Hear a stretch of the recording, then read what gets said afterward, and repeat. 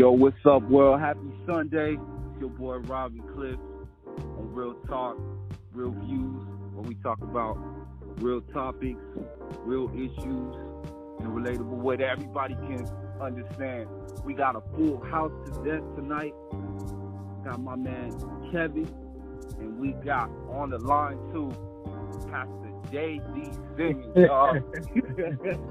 Had to give my man an intro. A man of the Lord, baby. Oh, you know, somebody might get blessed tonight. Hey, yo, man, what's good with y'all? Hope everybody's having a good weekend, man. I'm having a pretty okay. It's all right. Yeah, but tonight's topic is like something that me and Cliff, we just been, talking about, saying,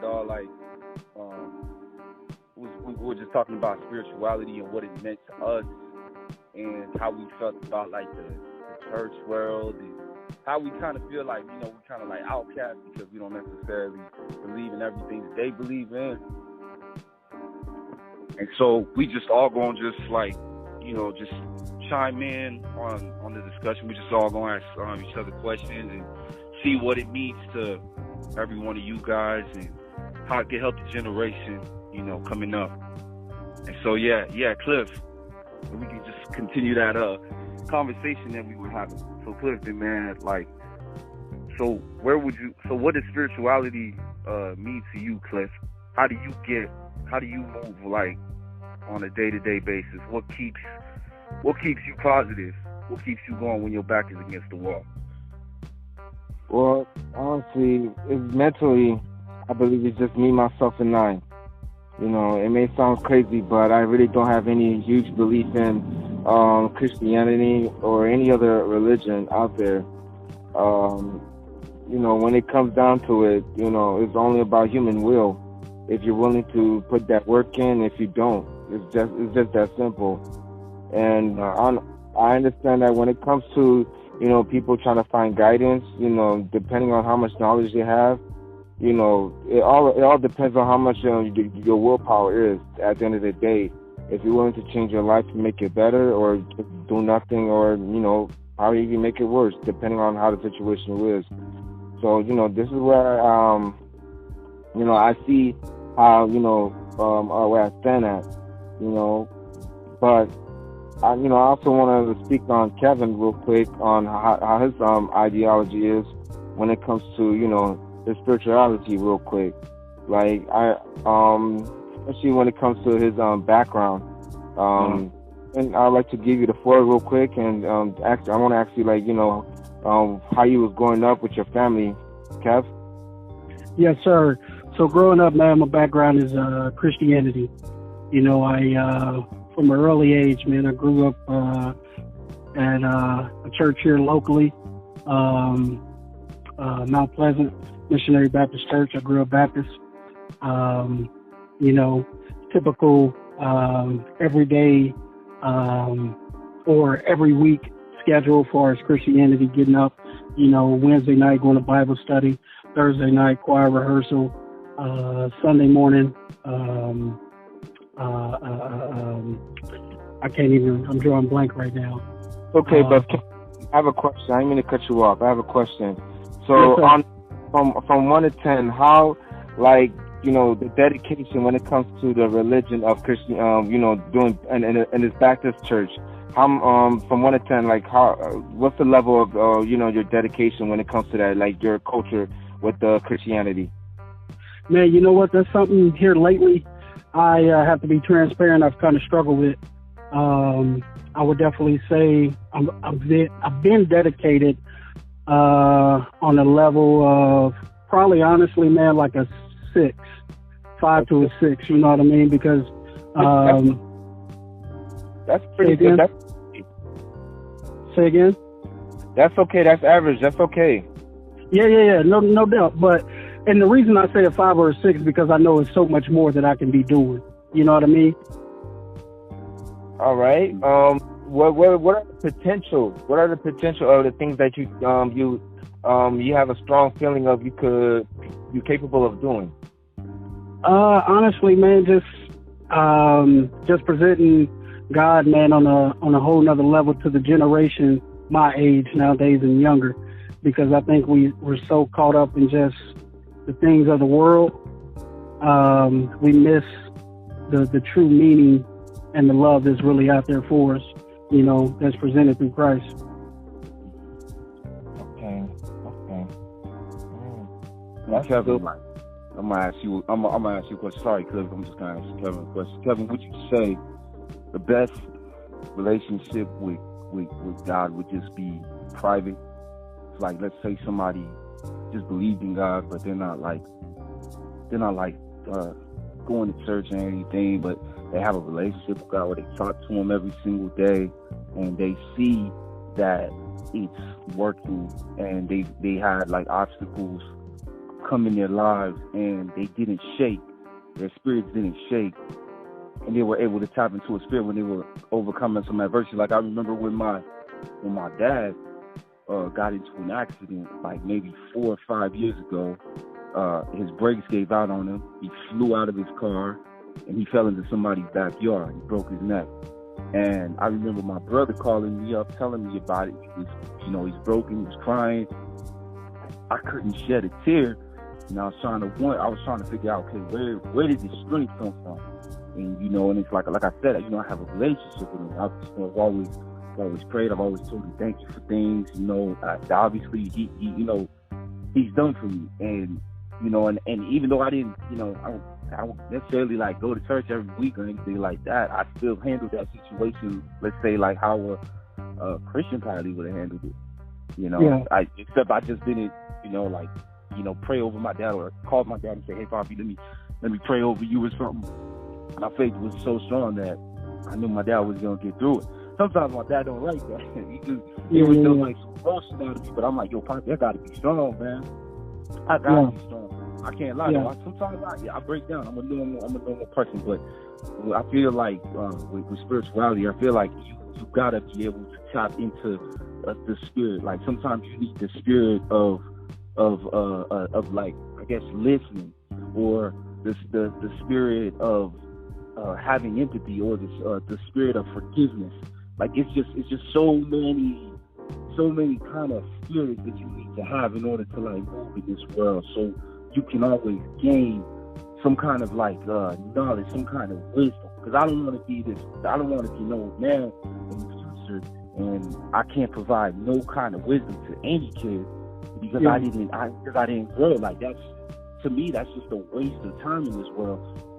But yeah, Kevin, my brother. No. I mean, honestly, man, you helping me out. You know what I mean? Just kind of listening. You know what I mean? Because if I could be transparent, I just got to stop thinking about the call itself, you know what I mean? And just be open and transparent. So just hearing your story, man, just what you pull strength from and things like that through your adversity. If I be transparent, you know what I mean, with some of my struggles and the things that I've struggled with, or times that I've struggled, I would have to say, I'm pretty hard on myself, far as what it could have been, or what has not been, or what is not, and things like that. I'm really hard on myself, as far as self-esteem and things like that. So it kind of puts me in a state to where I kind of drift away from my spirituality, where I know my core is, you know what I mean? Like I said, where I was raised, and the things that was presented in the word itself and things like that. So sometimes I have to make sure that I don't get caught up drifting away from the things that's put in place to help me. You know what I mean? Well, Kevin, can you hear me? Yeah, can you hear me? Yeah. Give me. I ain't gonna cut you off, but when you said you were dripping off.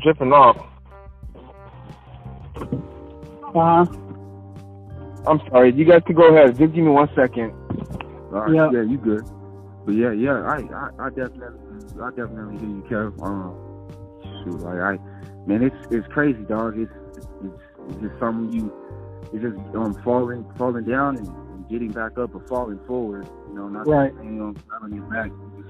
You just gotta get up. I don't know. Some people have that gift where nothing really shakes their spirit, easily. If we had a stronger foundation like that, the world would be a better place. But people just get easily influenced, and the wrong people influence them. And like how we were talking on my very first episode on the podcast, like we were talking about how Dwayne Wade handled that situation with his son, and we would just discuss like the standard is just falling. And he was scared. He was probably scared if he said, "Dog, I don't believe in the games." Even though, like Kevin, is there a verse in the Bible that says that it is wrong to be gay? I just wanted to know. Like, I'm pretty sure you might have read the whole Bible, or passage. I was about to say for me, for me or something like that. I probably, I ain't even gonna say probably. I wouldn't be able to give you a direct Bible verse and support, the Bible verse with the right perspective, godly perspective, in a sense to teach you the right way. So I think that's a actual question for my man Jermaine. Hello, Jermaine. Are you there? Yeah, I'm still here. All right. So what was the actual question again, though? Oh, I was gonna say, if there was like, is there a verse in the Bible where it says that if you are gay, you'll like go to hell, or just being gay is wrong? Because I've never really like seen it, on there, but I know it's like wrong. It's like one of those wrong, I think. But I would before you guys, Jermaine, before you say speak up, I would like to say something. Like from hearing from, how some Christianity having some, having their standards and so forth, because they really trying to keep their family, keep a good family unit in their eyes and so forth. I don't. Of course, there's no you can't be gay, but I know for a fact the family members, they don't pretty much have the answers for everything. And when I see it, when I see it with my own eyes, they go to the Bible to find answers because they don't have answers for themselves, and they find anything to give reasons for that, because they have standards of their own. And they bring up saying that, man and woman are supposed to be married. That's pretty much all they could bring up. And then on top of that, if you look at the rates of how people, not a lot of people still going to church, and I don't know on every part of the other world, but, it's starting to slow down over here in Miami, Florida. So now Christian, what I'm hearing, especially on the news, they're now allowing, what is kind of funny to me, what they're now allowing the, gays and lesbians to be, going to church and everything, which is, I just find it ironic and kind of funny, because I guess they need to have more people coming in, So, that's I just want to give my take on that one real quick. I'll let Pastor take his time, have his own thoughts on this one real quick. All right. I guess first off, the first thing I'll say is, I didn't grow up in any kind of religion. I didn't grow up going to church. I grew up just kind of being a young man. They liked to run and play and got good at sports, and grew up and liked girls, chased girls, all the typical stuff that So what's I'm a pastor. What made you become a pastor? Well, I'll get to that. But just being a typical person, you know what I'm saying? And even, talking about the whole subject of spirituality. So I can see spirituality apart from my faith. Because even people that, don't believe in God, don't have any type of religion, still believe in mind, body, and spirit, right? Mm-hmm. Right. And so, of course, you got your body, you got your mind, you got your spirit. And so a lot of times people can be in a situation where they'd be like, my spirit is telling me not to do that. You know what I'm saying? Mm-hmm. And I'm not even talking about somebody of faith. I'm just talking about a typical person.